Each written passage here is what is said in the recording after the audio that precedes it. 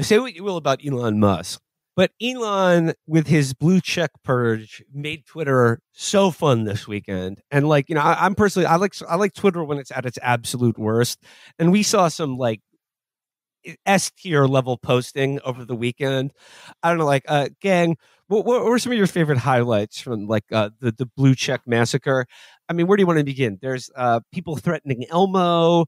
There's people on Social Security benefits claiming that they are happy to pay $8 a month to promote free speech. I guess like this whole thing reminds me of like it's like the based meme version of the diversity, equity, inclusion regimen that they all hate so much when it involves like business and academia. But like they really are building their own diversity, equity, and inclusion program for like the worst posters on the planet.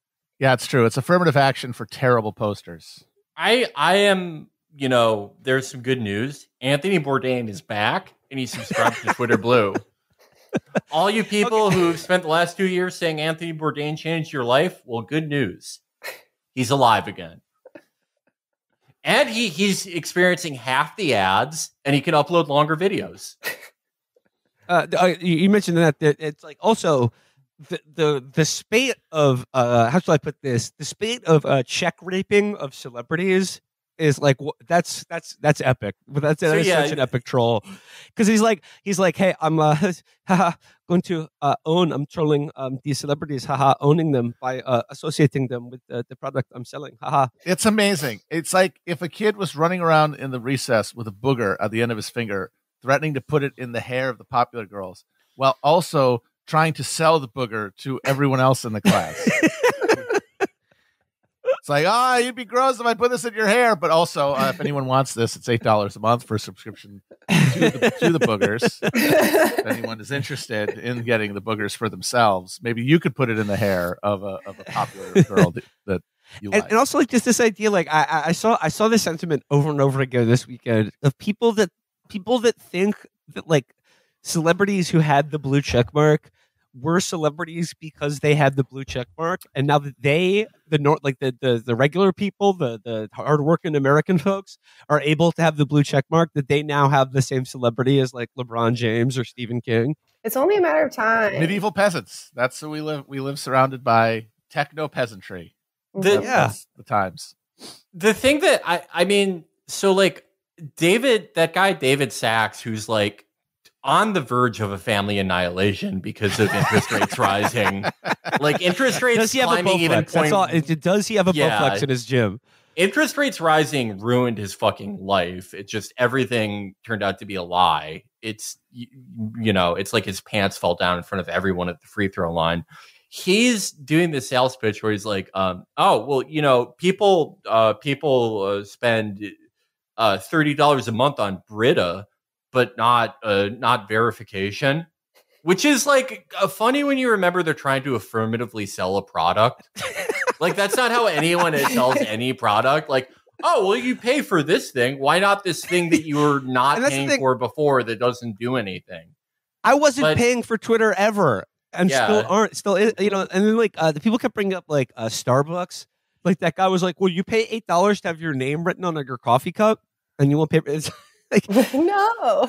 And it's like the equivalent would be like if I went into Starbucks every day and got my coffee for free, and then like you go into Starbucks and you're like, oh hey, some of my friends are here, and look, there's a celebrity, and here's my free coffee, and then they're like, why won't you pay the $8 that you weren't paying before? But now when you go into Starbucks, instead of your friends being there, it's like anime pedophiles, Nazis, crypto shitheads, and like the worst posters in human history. But at least in that scenario, you get coffee. Yeah. Like, what do you get from Twitter? Nothing. Like, you get, like, other people's jokes, and then they're mad at you for some reason. But I love all the people also who are, like, making statements. Like, I love the genre of, like, I'm a random person, but I have 1,200 followers, so I'm going to make a public statement about something. And when there was a period right before the Czech apocalypse, there was like a period where they were saying that they were going to get rid of the checks, and then they didn't, and then everybody kept having the checks, and so all these like random people kept being like, dear populace, just so we're clear, I would never pay $8 a month to Elon Musk for this reprehensible service that I never even liked in the first place. And like, I just want to make it clear to my fellow citizens and my public that I'm not paying for it. And it's people having to constantly say like they didn't pay for it. And then all the celebrities that he's like doing the booger, like putting the booger on or whatever. And they're like, how has this happened to me? Right. I still have the blue check mark. And it's like, I think desperately trying to make it like still matter somehow. And it's like, nobody cares about Twitter. Everyone's still there. Like it's still, we're still talking about it, but like, does it, no one, you don't need to make a statement about it, about the check mark, but I love them. It's great. So it seems like the new policy is like, if you have over 1 million followers, you're just automatically given a check mark. Mm. My favorite account of all time, Phil Werrell, the classic, the Will Ferrell meme aggregator. Oh yeah, okay. that posts like a screenshot from SpongeBob, and it's like, when you have homework that you didn't do, that's been around for like 12 years now. Yeah. Those accounts have check marks now because they have like 1 million followers that all died in 2015. Well, just because it's over 1 million. Fair is fair. Yeah. Fair is fair. This is the new democratic. This is free speech, which is like the most. If you're really popular, then you're real. Fine. How many followers does Don Lemon have? Is he verified? It's a good question. He wrote that purple statement. Also, I don't understand Elon Musk. There's like a big thing where he was going to ruin Berlin. I live in Berlin, with the Tesla factory. So we hate him. But if he ruined Twitter, that would be great. I'm against it.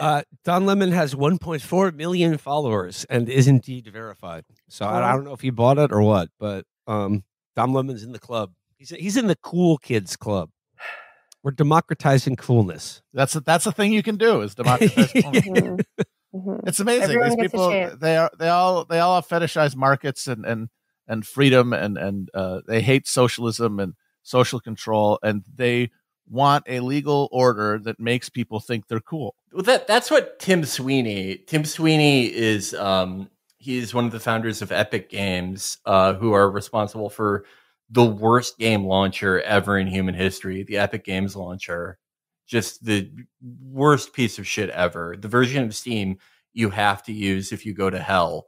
He made this thread where he was like, he equated the old checkmark system to the bullies he experienced in junior high, which is, keep in mind, this is a 61-year-old man with like $5 billion. And people were like, why are you talking about this? And he said, junior high is a very formative time for a lot of people. It's when we learn about phonies. Yeah. Yeah. I mean, fuck, that's so depressing. Because it really just goes to show that like you can have $1 billion, you can do anything, you can be anyone. Nobody gets past who they were in junior high school. Like you're always going to be that person. It doesn't matter what you do in your adult life. You're never getting past high school and junior high. The thing that used to stop that from happening is you'd go fight a war for a little bit, get that out of your system. Now, nope, you just get to stay that way forever. Who was I in junior? I'm fine, but I did have a blue check mark already, so that was my war, right? Like I sort of cleansed my junior high self because I beat the popular girls by having my blue check mark, being one of the elite. I've had multiple boyfriends, like during fights, accuse me of being a blue check elite. So I'm happy. All I'm asking is, could you please do the dishes every once in a while? Yeah, you would say that, Checky. That's honestly not that. That's not that far off. And it's like this thing where it's like, oh, you have material wealth because you have a blue check mark, which not even cultural capital. Like it would be better to be like, well, you have cultural capital, but no, it's like you got a blue check would say that, like you don't have perspective. And I'm like, I got this blue check mark because I'm a journalist, because I was calling gynecologists in 2016, asking them if it was dangerous to put a fucking jade egg in your vagina because some celebrity was spreading lies on the internet. And you're telling me that my contributions to the public as a journalist don't even matter to you. I gotta say, personally, Catherine used to have a blue check mark. Now she doesn't, so I can't use that line on her anymore. I love to be back. I love to be back among the people. I'm taking all of our state secrets with me, but it was great. My family cut me out of the inheritance because I was going to marry a Lobi. Well, they took your check too, Felix. Your Yeah, check they did. Yeah. And I'm underneath the threshold where I automatically get it back. All those dead people like Bourdain, Hugo all the Chavez. people and Norm, Hugo Chavez, who posthumously got Twitter Blue assigned to them. It was because they had a check and were over the 1 million threshold. I am not. So I can marry a lowborn now.